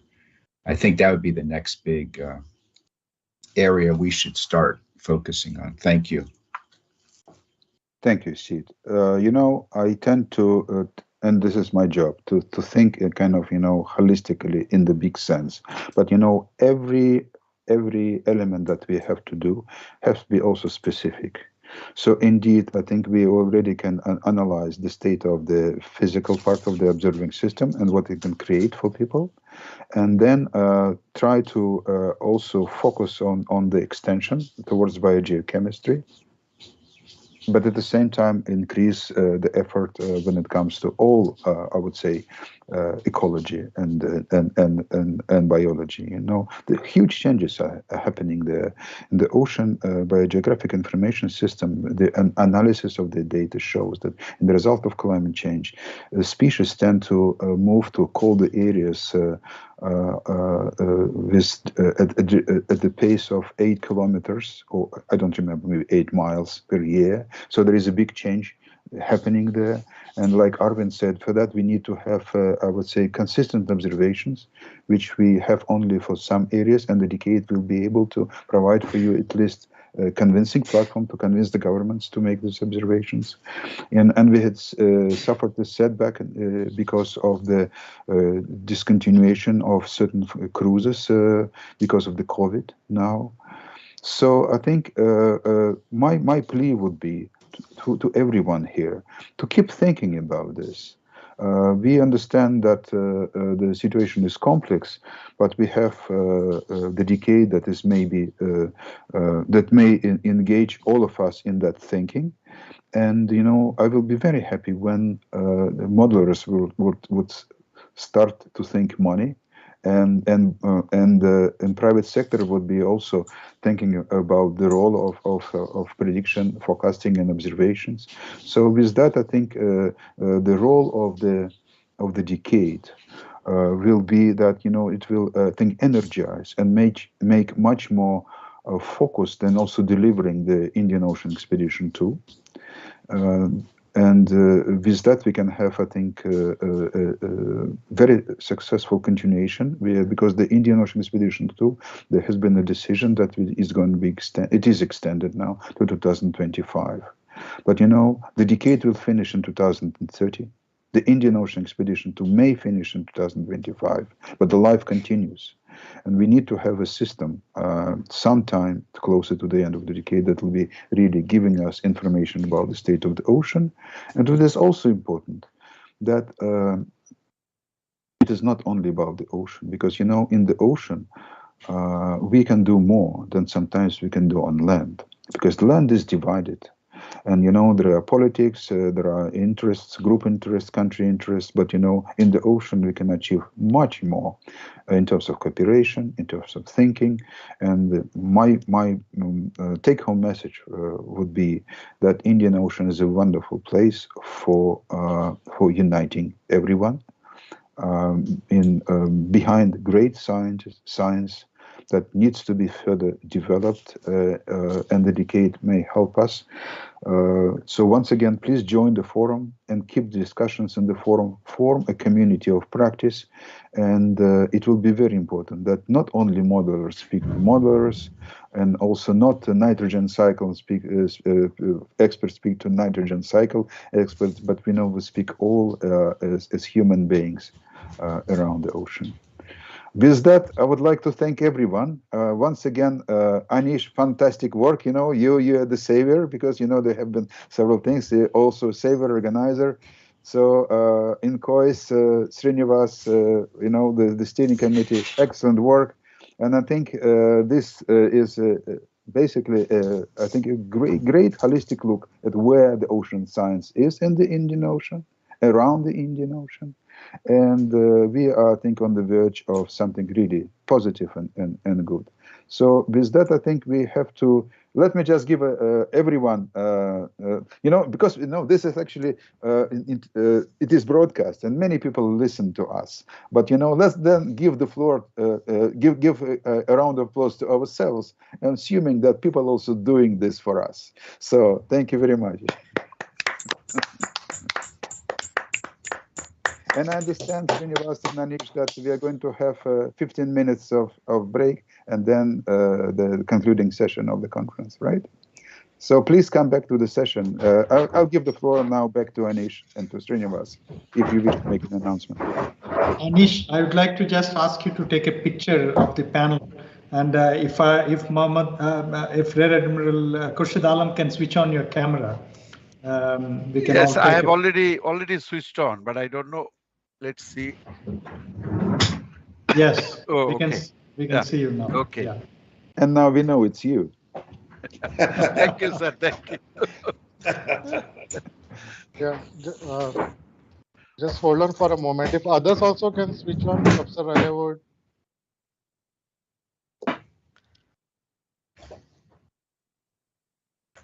Yeah. Okay, sir. Thank you very much. Thank you very much.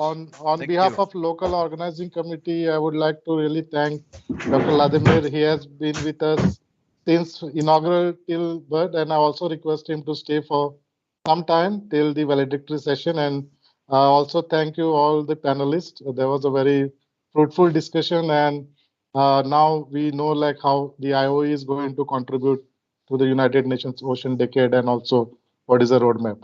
So we are going to take a short comfort break of 15 minutes, and at 16:45 Indian Standard Time or 11:15 UTC, we are going to start with our closing session. Thank you. Thank you very much. Thank you very much. Thank you very much. Thank you. See you on the other side of the break. Thank you. Bye-bye. Thank you.